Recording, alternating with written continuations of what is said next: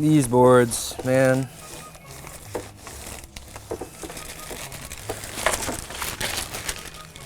These are the boards that you look at and you're just like, dude, how the fuck did they screen this?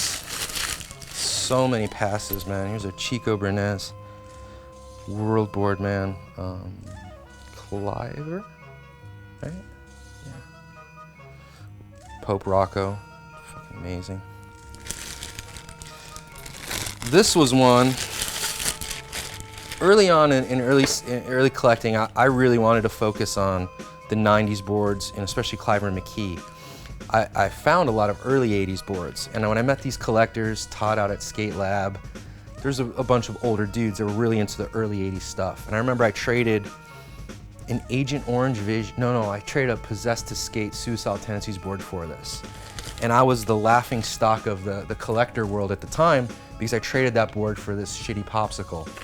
I think lo and behold, like, this is pretty rare board, and it probably goes, you know, in that circle for more than a Suicidal Tendencies, but this just summed up for me. This was everything I loved about World, Blind, growing up in the 80s, 90s, Charlie Manson, pop culture, yada yada, Peanuts, growing up with their cartoons. It was just that match, that mashup, that sense of humor of just these two worlds colliding, kind of like your childhood and then like when you got a little weird high school days, but just fucking amazing, man.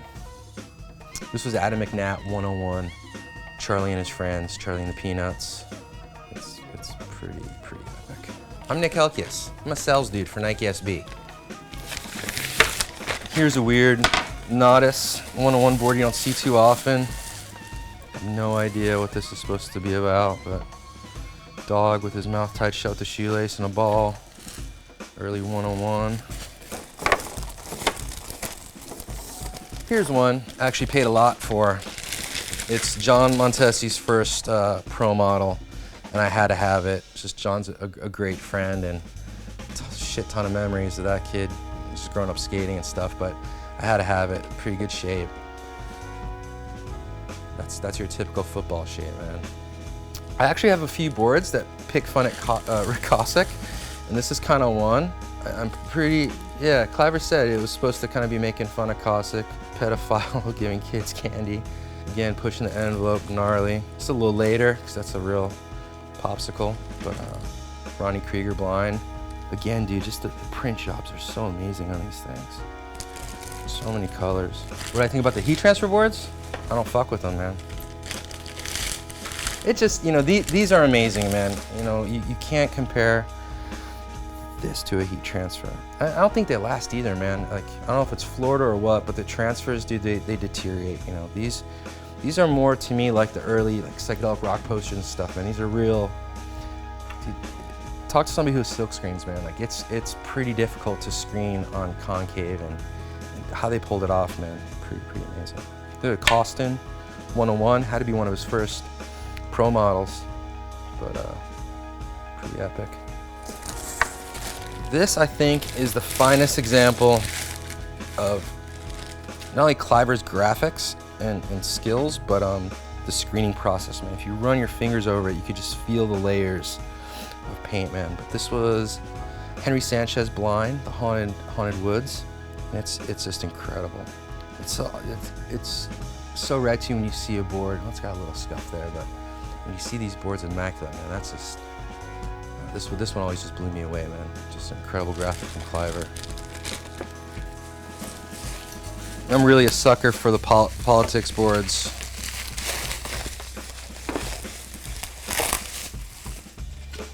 I dug this, kind of like the Emperor Wears No Clothes, but the first Bush being chased out of the White House by the masses. Fucking epic board, man. Jaya from Santa Cruz. It's never slick, but I gotta hang this one up, dude. That's sick.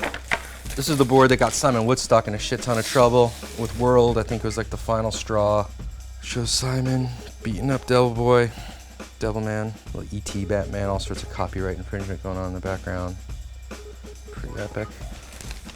Another one of my good friends, dude, Bo Turner from St. Pete. Those epic sculptures that Workshop did. So stoked to have this, man. This was probably one of the earliest boards I kept. My good friend Mike Dare turned pro. This was his rookie pro model. He had 2 Beagles at the time, Harvey and Clyde. And I just remember being so amazed that one of my buddies had a pro model board. And everybody loved this shape, man. When I was living in Tampa, everybody wanted to ride this board. Mike was a big inspiration to everybody, man. Just the illest skater, illest style. Ollied like a kangaroo. Deluxe, just, you know, they got it on lock, dude. Everything they do is pretty amazing. You know, boards making fun of pigs are always a lot of fun. I wish I had the Kissing Cops one, but the Cops is clowns. I really dig that one. There's like a series of 3 of them. This is cool. This came from Shiner's Distribution. I remember I got it for 20 bucks because it was a complete. But apparently the McGills sold in Europe, or they were even made in Europe maybe. They weren't screened with the eyeballs. So that's how you know it was like a English version of the board. But pretty gaudy, bright pink, blue, custom grip, all the plastics. Pretty crazy. Fuck, man, that was work. I'm sweating.